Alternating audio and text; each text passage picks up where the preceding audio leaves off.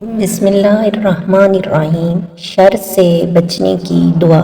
حضرت انس بن مالک رضی اللہ عنہ روایت کرتے ہیں کہ رسول پاک صلی اللہ علیہ وسلم نے ارشاد فرمایا، جب کوئی شخص گھر سے نکلے تو اس وقت یہ دعا پڑھے، بسم اللہ توکلت علی اللہ لا حول ولا قوۃ الا باللہ، بسم اللہ توکلت علی اللہ لا حول ولا قوۃ الا باللہ۔ میں اللہ کا نام لے کر نکل رہا ہوں، اللہ ہی پر میرا بھروسہ ہے، کسی خیر کے حاصل کرنے یا کسی شر سے بچنے میں کامیابی اللہ ہی کے حکم سے ہو سکتی ہے۔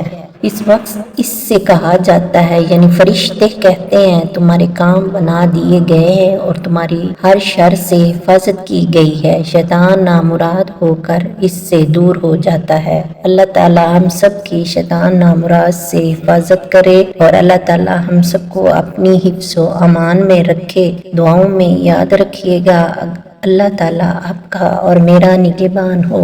اگر آپ نے ابھی تک میرا چینل سبسکرائب نہیں کیا تو پلیز میرے چینل کو سبسکرائب کر دیں۔